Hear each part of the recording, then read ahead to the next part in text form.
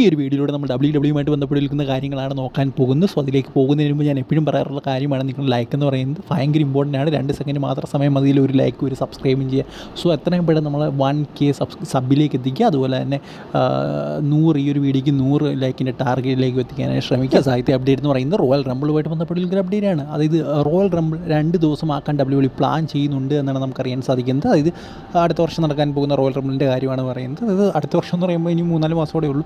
എന്തായാലും ആ ഒരു റോയൽ റംബിളിൻ്റെ കാര്യമാണ് ഞാൻ പറയുന്നത്. അതായത് നമുക്കറിയാം റസൽമേനിയ സമ്മർ സ്ലാമും ഒക്കെ 2 ഡേ ആക്കിയിരുന്നു.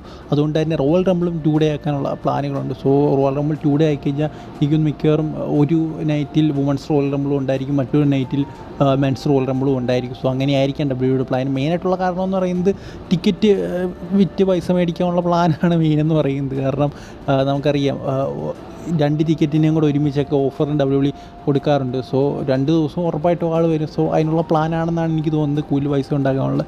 എന്തായാലും 1 ഡേ ആണ് നല്ലത്. എനിക്കിഷ്ടമല്ല ഈ 2 ഡേ ഷോ എന്നും സത്യമായിട്ടും. റസൽമേനിയ പിന്നെയും കുഴപ്പമില്ല, അത് 2 ഡേ ആക്കട്ടെ. ബാക്കിയൊക്കെ 1 ഡേ ആക്കുന്നതാണ് നല്ലത്. ഈ ഒരു 2 ഡേ ഷോ വലിയ താല്പര്യമില്ലാത്തൊരു വ്യക്തിയാണ് ഞാൻ.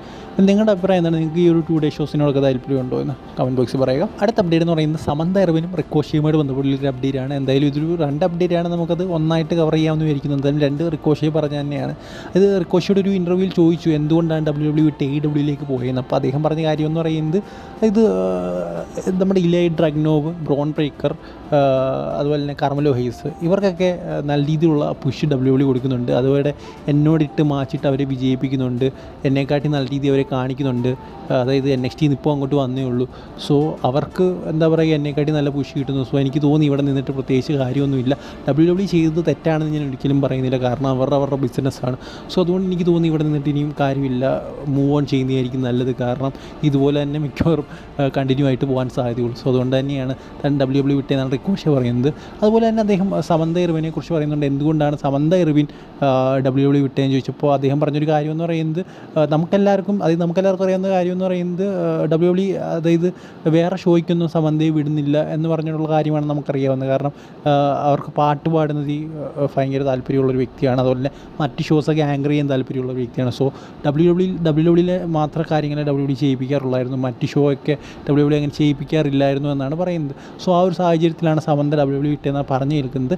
എന്തായാലും അതുമായിട്ട് ബന്ധപ്പെട്ട് റിക്കോഷ പറഞ്ഞ എങ്ങനെയാണ്, അതുകൊണ്ടൊന്നും അല്ല സമന്ത WWE വിടാനുള്ള കാരണം. സമന്തയ്ക്ക് അവിടെ കുറച്ചുകൂടെ നല്ല റോള് കിട്ടണമായിരുന്നു. അതായത് മാനേജർ റോളോ അല്ലെങ്കിൽ ഒരു റെസ്ലർ റോളോ അങ്ങനെയൊക്കെ വിചാരിച്ചിരുന്നു സമന്ത, ബട്ട് കിട്ടിയില്ല. സോ അതുകൊണ്ടാണ് മെയിനായിട്ട് സമന്ത WWE വിടാനുള്ള കാരണമെന്നാണ് റിക്കോഷ പറയുന്നത്. സോ എനിക്ക് തോന്നി സമന്ത കുറച്ച് കേപ്പബിളാണ് ഇപ്പോൾ അങ്ങനത്തെ റോൾസൊക്കെ ചെയ്യാൻ. പിന്നെ നമുക്കറിയാം ഇപ്പോൾ മാനേജർ റോൾ അങ്ങനെയൊന്നും ഇല്ല. നമ്മുടെ പോൾ ഹേവൻ ഉണ്ടെങ്കിൽ പോലും അദ്ദേഹം വൈസ്മാൻ ആ ഒരു തരത്തിലൊക്കെയാണ് കാണിക്കുന്നത്. കുറച്ച് വേറെ തരത്തിലുള്ളൊരു റോൾസാണ്. സോ മാനേജർക്ക് ഇപ്പം വലിയ സ്ഥാനമില്ല WWE ഇപ്പോൾ ആ ഒരു പഴയ ഇറയിലേക്ക് പോകാനും ശ്രമിക്കുന്നില്ല. സോ അറിയില്ല, എന്തായാലും സമന്ത പോയത് അങ്ങനത്തെ കാരണത്താലാണെന്നാണ് പക്ഷേ പറയുന്നത്. ഇനി അടുത്ത അപ്ഡേറ്റ് എന്ന് പറയുന്നത് ഗോൾഡ്ബർഗ് ബ്രോക്ക് ലെസ്നർ ഇവരുമായിട്ട് കണക്ട് ചെയ്തിരിക്കുന്നൊരു അപ്ഡേറ്റ് ആണെന്ന് പറയാം. അതായത് ബ്രോക്ക് ലെസ്നറിനെ വെച്ചിരുന്ന പ്ലാനുകളാണോ ഇപ്പോൾ WWE ഗോൾഡ്ബർഗിന് എടുത്ത് കൊടുക്കുന്നത്, അങ്ങനത്തെ ഒരു വാർത്തയാണ് ഇപ്പോൾ പുറത്തേക്ക് വരുന്നത്. നമുക്കെല്ലാവർക്കും അറിയാവുന്നൊരു കാര്യമാണ്, ഗോൾഡ്ബർഗ് അല്ല, ബ്രോക്ക് ലെസ്നർ ഗന്തർ മാച്ചൊക്കെ WWE പ്ലാൻ ചെയ്ത് കൺഫേം ആക്കി വെച്ചിരുന്ന സംഭവമായിരുന്നു. ബട്ട് ഇപ്പോൾ ആ ഒരു പ്ലാൻ ചേഞ്ച് ആക്കിയിട്ട് Goldberg Gunther type of match, അതുപോലെ Goldberg Bron Breakker type of മാച്ചിലേക്കൊക്കെ WWE പോവുകയാണ്. സോ ഇപ്പോൾ പല ഫാൻസും ചോദിക്കുന്നത് എങ്ങനെയാണ്, അതായത് നമ്മുടെ ബ്രോക്ക് ലെസ്നർ വെച്ചിരുന്ന പ്ലാനുകളാണോ ഗോൾഡ്ബർഗിന് എടുത്ത് കൊടുക്കുന്നതെന്ന്. എന്തായാലും ചോദിക്കുന്നതിൽ സംശയം തോന്നില്ല, വേണമെങ്കിൽ അങ്ങനെ പറയാം. കാരണം ഗോൾഡ്ബർഗ് മിക്കവാറും ഈ ഒരു സീസണിൽ മാച്ച് ചെയ്യും. സീസൺ എന്ന് പറയുമ്പോൾ ഒരു റസൽമേനിയ സീസണാണ് ഇനി അങ്ങോട്ട്. സോ ഈ ഒരു സീസൺ എപ്പോഴെങ്കിലും ഗോൾഡ്ബർഗിൻ്റെ മാച്ച് റസൽമേനിയ അല്ലെങ്കിൽ റോയൽ റംബിൾ ആ ടൈമിലൊക്കെ വരാനുള്ള സാധ്യതകളൊക്കെ വളരെയധികം കൂലാണ്. സോ ഉറപ്പായിട്ട് നമുക്കൊരു ഗോൾഡ്ബർഗ് മാച്ച് കാണാൻ സാധിക്കും. എന്തായാലും റീപ്ലേസ്മെൻ്റ് ആയിട്ടാണോ, ഇത് ബ്രോക്ക് ലെസ്നറിൻ്റെ റീപ്ലേസ്മെൻ്റ് ആയിട്ടോ ഗോൾഡ്ബർഗിനെ കരുതുന്നതെന്ന് ചോദിച്ചു കഴിഞ്ഞാൽ വേണമെങ്കിൽ അങ്ങനെ പറയാം. കാരണം ബ്രോക്ക് ലെസ്നറിൻ്റെ ലെവലിൽ തന്നെ വെക്കാൻ പറ്റുന്നൊരു സൂപ്പർ സ്റ്റാർ തന്നെയാണ് ഗോൾഡ്ബർഗും. ഇനി അടുത്ത അപ്ഡേറ്റ് എന്ന് പറയുന്നത് നമ്മുടെ സ്റ്റോൺ ഗോൾഡ് സ്റ്റീവ് ഓസ്റ്റിനുമായിട്ട് ബന്ധപ്പെട്ടുള്ളൊരു അപ്ഡേറ്റാണ്. നമുക്ക് എല്ലാവർക്കും അറിയാവുന്നൊരു കാര്യമാണ് സ്റ്റോൺ ഗോൾഡ് സ്റ്റീവ് ഓസ്റ്റിൻ ഇപ്പം വരും, നാളെ വരും, അല്ലെങ്കിൽ റസൽമേനിയ വരും. റസൽമേനിയയിലൊക്കെ വന്ന അദ്ദേഹം എന്തെങ്കിലുമൊക്കെ പറഞ്ഞിട്ട് ഒരു മിനിറ്റത്തെ ഒരു റസലൊക്കെ ചെയ്തിട്ട് പോകും. സോ അങ്ങനെയല്ല, അദ്ദേഹം വരുമെന്നൊക്കെ കുറേ നാളുകൊണ്ട് പറയുന്നുണ്ടായിരുന്നു. ഇനി അതൊക്കെ നടക്കുമെന്ന് അറിയില്ല, കാരണം അദ്ദേഹത്തിൻ്റെ നീക്ക് വീണ്ടും ഇഞ്ചുറി പറ്റിയിട്ടുണ്ടെന്നാണ് നമുക്കറിയാൻ സാധിക്കുന്നത്. വീണ്ടും അത് ഇഞ്ചുറി ആണോ എന്നറിയത്തില്ല, വീണ്ടും നീക്ക് അദ്ദേഹത്തിന് പ്രശ്നമുണ്ട്, പിന്നെയും സർജറിയുടെ ആവശ്യമുണ്ട് എന്നതരത്തിലുള്ളൊക്കെ വാർത്തയാണ് അറിയാൻ സാധിക്കുന്നത്. എന്തായാലും ഒരു മുട്ടിന് ഇത്രത്തോളം പണി കൊടുത്തൊരു സൂപ്പർ സ്റ്റാർ വേറെ ഉണ്ടാകില്ല, കാരണം അദ്ദേഹം എപ്പോൾ പോയതാണ് മുട്ടിന് ആ ഒരു പ്രശ്നം ഉണ്ടായിട്ട് സ്റ്റിൽ അദ്ദേഹത്തിൻ്റെ ആ ഒരു പ്രശ്നം മാറുന്നില്ല. ഇപ്പോഴും നമുക്കറിയാം അദ്ദേഹം WWE കഴിയുമ്പോഴും മുട്ടിലൊരു സംഭവങ്ങളൊക്കെ ഇട്ടുകൊണ്ടാണ് വരുന്നത്. പിന്നെ അവിടെ എന്തോ പ്രശ്നമുണ്ട്, പിന്നെ അദ്ദേഹം സർജറിക്ക് വിധേയനായെന്ന കാര്യങ്ങളൊക്കെയാണ് പറയുന്നത്.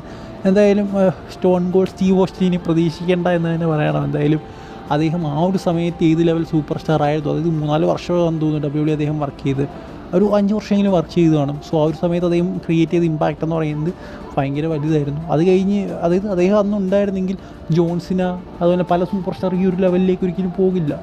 അദ്ദേഹത്തെ വിൻസ് McMahon-ഉമായിട്ടുണ്ടായ ചില പ്രശ്നങ്ങളും ഇങ്ങനത്തെ കുറേ ഇഞ്ചുറികളൊക്കെ കാരണമാണ് അദ്ദേഹത്തിന് ഫുൾ ടൈമായിട്ട് WWE നിന്ന് മാറി നിൽക്കേണ്ടി വന്നത്.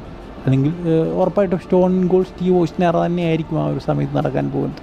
സോ എന്തായാലും നമുക്കിനിയും ആ ഒരു അപ്ഡേറ്റിൽ നിന്ന് മാറി അടുത്ത അപ്ഡേറ്റിലേക്ക് പോകാം. അടുത്ത അപ്ഡേറ്റ് എന്ന് പറയുന്നത് വെയ്ഡ് ബററ്റുമായിട്ട് ബന്ധപ്പെട്ടുള്ള അപ്ഡേറ്റാണ്. വെയ്ഡ് ബററ്റ് എന്ന് വിളിക്കാൻ എനിക്ക് താല്പര്യമില്ല, ഞാൻ പണ്ടോട്ട് ബാഡ് ന്യൂസ് ബററ്റ് അതിൻ്റെ സംഭവമൊക്കെ വേറെ ലെവലായിരുന്നു. സത്യം പറഞ്ഞാൽ വേറെ ലെവലൊരു സൂപ്പർ സ്റ്റാറായിരുന്നു. നമ്മൾ വലിയ രീതിയിൽ തന്നെ അണ്ടർറേറ്റ് ചെയ്ത് വെച്ചൊരു സൂപ്പർ സ്റ്റാറാണ്, പക്ഷേ വേറെ ലെവലൊരു സൂപ്പർ സ്റ്റാറായിരുന്നു അദ്ദേഹം. എന്തായാലും അദ്ദേഹത്തിൻ്റെ ഒരു കാര്യം നോക്കിക്കഴിഞ്ഞാൽ നമുക്ക് എല്ലാവർക്കും അറിയാവുന്നൊരു കാര്യമാണ്. അദ്ദേഹം ഇപ്പോൾ കമൻട്രി ടീമിലാണ് വർക്ക് ചെയ്യുന്നത്. എപ്പോൾ അദ്ദേഹം ഇൻറിങ്ങിലേക്ക് വരുമെന്ന് പലരും ചോദിച്ചിട്ടുണ്ട്. എന്തായാലും അദ്ദേഹത്തിനൊരു ഇൻ്റർവ്യൂവിലും ഇപ്പോൾ അങ്ങനത്തെ ഒരു കാര്യം ചോദിച്ചിട്ടുണ്ട്. അപ്പോൾ അദ്ദേഹം പറഞ്ഞ കാര്യം എന്ന് പറയുന്നത് ചെറിയൊരു ചാൻസ്, സ്ലൈറ്റ് ചാൻസ് അവിടെ ഉണ്ട് എന്നാണ് വെയ്ഡ് ബററ്റ് പറയുന്നത്. എന്തായാലും നമുക്കറിയാം ഡ്രൂ മക്കിൻറ്റെയറും അതുപോലെ തന്നെ വെയ്ഡ് ബററ്റും ചെറിയ ഇഷ്യൂസൊക്കെ ഉണ്ടെന്ന്. ബട്ട് WWE അദ്ദേഹത്തിനോട് പറഞ്ഞിട്ടുണ്ട് വലിയ രീതിയിൽ അതിൽ ഇടപെടാൻ പോകേണ്ട, വലിയ രീതിയിൽ അതുമായിട്ട് ബന്ധപ്പെട്ട് പ്രശ്നങ്ങളൊന്നും ഉണ്ടാക്കാൻ പോകേണ്ടത് വെയ്ഡ് ബററ്റിനോട് WWE നേരത്തെ തന്നെ പറഞ്ഞിട്ടുണ്ടെന്ന് വെയ്ഡ് ബററ്റ് തന്നെ പറയുന്നുണ്ട്. സോ എന്തായാലും സ്ലൈറ്റ് ചാൻസ് ഉണ്ട്, എപ്പോഴെങ്കിലും വന്നു എന്ന് പറയാം. സ്റ്റിൽ അദ്ദേഹത്തിൻ്റെ ആ ഒരു ഫേസും ബോഡിയൊക്കെ കണ്ടിട്ട് എനിക്ക് തോന്നുന്നില്ല അദ്ദേഹം ഇനിയും ഒരു റസൽ ചെയ്യാൻ കേപ്പബിൾ ആണ് എന്ന്, അല്ലെങ്കിൽ ആ ഒരു ലെവലിലേക്ക് മാറാൻ പറ്റുമെന്ന് എനിക്ക് തോന്നുന്നില്ല. സോ എന്തായാലും അവരെല്ലാം റസലൈസാണ്, അവരെപ്പോൾ വേണമെങ്കിലും മാറാൻ സാധിക്കും. സോ എന്തായാലും അദ്ദേഹം വരുമോ ഇല്ലയോ എന്നുള്ള കാര്യങ്ങൾ നമുക്ക് കണ്ട് തന്നെ അറിയണം. ഒരു സ്ലൈറ്റ് ചാൻസിൻ്റെ കാര്യം സ്റ്റിൽ വെയ്ഡ് ബററ്റ് അല്ലെങ്കിൽ ബാഡ് ന്യൂസ് ബററ്റ് പറയുന്നുണ്ട്. ഇനി അടുത്ത അപ്ഡേറ്റ് എന്ന് പറയുന്നത് സെത്ത് റോളിൻസുമായിട്ട് ബന്ധപ്പെട്ടുള്ള ഒരു അപ്ഡേറ്റ് ആണ്. സെത്ത് റോളിൻസിനോട് ഒരു ഇൻ്റർവ്യൂവിൽ ചോദിച്ച ചോദ്യം ഇങ്ങനെയാണ്, അതായത് WWE നിർത്തി പോയി കഴിഞ്ഞാൽ എന്ത് ജോലിയായിരിക്കും ചെയ്യാൻ പോകുന്നതെന്ന് അദ്ദേഹത്തിനോട് ചോദിച്ചപ്പോൾ അദ്ദേഹം പറഞ്ഞൊരു കാര്യം എന്ന് പറയുന്നത് എല്ലാവർക്കും ഹോളിവുഡിൽ പോകാനാണ് താല്പര്യം, ബട്ട് എനിക്ക് താല്പര്യം എന്ന് പറയുന്നത് ബാക്ക് സ്റ്റേജ് വർക്ക് ചെയ്യാനാണ്. അതായത് ട്രിപ്പിൾ എച്ച് എങ്ങനെയാണോ WWE വർക്ക് ചെയ്യുന്നത് അത്തരത്തിലൊക്കെ വർക്ക് ചെയ്യാനാണ് തനിക്ക് താല്പര്യമെന്നാണ് സെത്ത് റോളിൻസ് പറയുന്നത്. ഇനിയും ട്രിപ്പിൾ എച്ചിൻ്റെ മോളുണ്ടെങ്കിൽ പുള്ളിക്കാരി കല്യാണം കഴിച്ച് കഴിഞ്ഞാൽ ആ ഒരു റോളിലേക്ക് പോകാൻ സാധിക്കും. എന്തെങ്കിലും ബെക്കി ലിഞ്ച് തല്ലിക്കൊല്ലുമായിരിക്കും എല്ലാം ചെയ്ത് കഴിഞ്ഞാൽ. നമുക്കറിയാം ട്രിപ്പിൾ എച്ചിന് ഇങ്ങനത്തെ റോളിലേക്ക് വരാനുള്ള കാരണം എന്താണെന്ന്, സ്റ്റെഫിനെ കല്യാണം കഴിച്ചുകൊണ്ടാണ്. സോ തിരിച്ച് ചെയ്ത് നടക്കും. എന്തായാലും സെത്ത് റോളിൻസിൻ്റെ ആ ഒരു ചിന്താഗതി ഡിഫറെൻ്റാണ്. കാരണം WWE നിന്ന് പോകുന്നവർ കൂടുതൽ പേരും എന്താ പറയുക ഹോളിവുഡിലേക്ക് പോകാനാണ്. അതായത് ഈ ഒരു ടൈപ്പ് ഓഫ് ടോപ്പ് ലെവലിൽ നിൽക്കുന്നവർ പലരും ഹോളിവുഡിലേക്ക് പോകാനാണ് ശ്രമിക്കുന്നത്. ബട്ട് സ്റ്റിൽ സെത്ത് റോളിൻസ് എനിക്ക് ഈ ബാക്ക് സ്റ്റേജ് റിലേറ്റഡ് വർക്ക്, അതായത് റെസ്ലിങ്ങിൻ്റെ ബാക്ക് സ്റ്റേജ് റിലേറ്റഡ് വർക്ക് ചെയ്യാൻ ആഗ്രഹിക്കുന്നതാണ് പറയുന്നത്. എടുത്ത് പറയേണ്ട ഒരു കാര്യം എന്ന് പറയുന്നത്, അതായത് അദ്ദേഹം മറ്റൊരു കാര്യം കൂടി പറയുന്നുണ്ട്, അതായത് ഹോളിവുഡിൽ നിന്നൊക്കെ അവസരം കിട്ടിക്കഴിഞ്ഞാൽ ഉറപ്പായിട്ടും ചെയ്യും, അത് പ്രത്യേകിച്ച് ഇതൊന്നുമില്ല. ബട്ട് അത്ര അങ്ങോട്ട് താല്പര്യമില്ല, അതായത് നമുക്ക് വലിയൊരു താല്പര്യമൊന്നും ഇല്ലെന്നാണ് അദ്ദേഹം പറയുന്നത് ഹോളിവുഡിലേക്ക് പോകാൻ. ഇനി അടുത്ത അപ്ഡേറ്റ് എന്ന് പറയുന്നത് WWE ടോപ്പ് മർച്ചൻഡൈസ് സെയിലേഴ്സുമായിട്ട് വന്നപ്പോഴൊരു അപ്ഡേറ്റ് ആണ് ഈ ഒരു മാസത്തെ. എന്തായാലും നമുക്കറിയാൻ സാധിക്കുന്നത് റോമൻ റീൻസ് ആണ് 1ാം സ്ഥാനത്ത് ഇരിക്കുന്നത്. അദ്ദേഹത്തിൻ്റെ OTC ഹുഡിയാണ് ഏറ്റവും കൂടുതൽ വിറ്റുപോയിരിക്കുന്ന മർച്ചൻഡൈസ് എന്ന് പറയുന്നത്. 2ാം സ്ഥാനത്ത് റോമൻ റീൻസ് ആണ് OTCയുടെ ടീഷർട്ട്. അതുപോലെ 3ാം സ്ഥാനത്ത് ജെ യൂസോ ടീഷർട്ട്, പിങ്ക് ഒരു ടീഷർട്ട് ഉണ്ട് അദ്ദേഹത്തിൻ്റെ. അതുപോലെ തന്നെ ജോൺസിൻ്റെ ഫെയർവെൽ ടീഷർട്ട്, പിന്നെ ജെ യൂസോ ഈറ്റിൻ്റെ ഒരു ടീഷർട്ട്, പിന്നെ ജിമ്മി യൂസോയുടെ ദേ നോട്ട് ദ വൺസ് എന്ന് പറയുന്ന ഒരു ടീഷർട്ടുണ്ട്, പിന്നെ ബ്രേ വൈറ്റിൻ്റെ പോർട്രേറ്റ് ടീഷർട്ട്, പിന്നെ ജെ യൂസയുടെ ഗോൾഡൻ ഈ ടീഷർട്ട്, പിന്നെ റോമൻ റീൻസിൻ്റെ OTC സ്ലീവ്സ് കൂടിയാണ്. സോ ഇത്രയൊക്കെയാണ് ഏറ്റവും കൂടുതൽ വിറ്റിട്ടുള്ള മെർച്ചൻഡൈസ് എന്ന് പറയുന്നത്. എന്തായാലും ഇതിൽ കൂടുതലായിട്ട് നമുക്ക് ബ്ലഡ് ലൈൻ താരങ്ങളെയാണ് കാണാൻ സാധിക്കുന്നത്. പ്രത്യേകിച്ചും റോമൻ റീൻസും ജെ യൂസയുമാണ് ഈ ഒരു ലിസ്റ്റിൽ ഏറ്റവും കൂടുതലുള്ളത് എന്ന് തന്നെ പറയണം. എന്തായാലും ഇവർക്ക് നല്ല രീതിയിലുള്ള പൈസ കിട്ടും, അതായത് ഇതിൻ്റെ ഒരു ഇത്ര പോർഷൻ ഓഫ് മണി ഉറപ്പായിട്ടും ഇവർക്കാണ് കിട്ടുന്നത്. അതായത് ഒരു 30-30% ഒക്കെ സൂപ്പർ സ്റ്റാർസിനും കിട്ടും വിറ്റതിൻ്റെ ലാഭത്തിൻ്റെ. സോ ഭയങ്കര റിച്ചായി മാറുകയാണ് റോമൻ റീൻസും ജെയ്യൂസും. ഇനി അടുത്ത അപ്ഡേറ്റ് എന്ന് പറയുന്നത് എല്ലാവരും ചോദിക്കുന്നൊരു കാര്യമാണ്, നമ്മുടെ ഡൊണാൾഡ് ട്രംപ് അമേരിക്കയെ ജയിച്ചല്ലോ, അതുകൊണ്ട് തന്നെ വിൻസ് McMahon രക്ഷപ്പെടുമോ എന്ന്. എന്തായാലും അതറിയില്ല, ചിലപ്പോൾ രക്ഷപ്പെടാനൊക്കെ ഉള്ള ചാൻസ് ഉണ്ട്. അദ്ദേഹത്തിൻ്റെ ഫ്രണ്ടാണ്. പിന്നെ ഭരണഘടന വേറെയാണ്, ജുഡീഷ്യറി വേറെയാണ്, പ്രൈം മിനിസ്റ്ററിൻ്റെയും പ്രസിഡൻ്റിൻ്റെയും ഭരണമൊക്കെ വേറെയാണ്. അത് രണ്ട് സെപ്പറേറ്റ് ആണ്. സോ അതുമായിട്ട് ഇതുമായിട്ട് ബന്ധമുണ്ടോ എന്ന് ചോദിച്ചാൽ എനിക്കറിയില്ല. സോ രക്ഷപ്പെടാനുള്ള ചാൻസ് ഉണ്ടോ എന്ന് ചോദിച്ചാൽ ഉണ്ടെന്നും പറയില്ലെന്നും പറയാം. കാരണം ജുഡീഷ്യറി എപ്പോഴും ഡിഫറൻ്റ് അല്ലേ, അവിടെ പ്രസിഡൻറ്റിനെ വരെ ശിക്ഷിക്കും. സോ നമുക്കൊന്നും പറയാൻ സാധിക്കില്ല. എന്തായാലും നേരത്തെ എല്ലാവരും പറഞ്ഞുകൊണ്ടിരുന്നത് ഡൊണാൾഡ് ട്രംപ് ഭരണത്തിലേക്ക് വന്നു കഴിഞ്ഞാൽ ചിലപ്പോൾ വിൻസ് മാക്മാൻ ഈ ഒരു അലിഗേഷൻസിൽ നിന്നൊക്കെ രക്ഷപ്പെടാനുള്ള ചാൻസ് ഉണ്ടെന്നാണ് പറഞ്ഞത്. സോ എന്തായാലും നമുക്ക് കണ്ടു തന്നെ അറിയണം ഡൊണാൾഡ് ട്രംപ് ഇതിലേതെങ്കിലും രീതിയിൽ ഇതിൽ ഇടപെടുകയോ ഇല്ലയോ എന്നുള്ള കാര്യങ്ങളൊക്കെ. സോ ഒരു വീഡിയോ എത്തുള്ളൂ. നിങ്ങൾക്ക് ഇഷ്ടപ്പെട്ട ദൃശ്യം ലൈക്ക് ചെയ്യുക. അടുത്ത വീഡിയോ കാണുന്നൊരു ഗുഡ് ബൈ.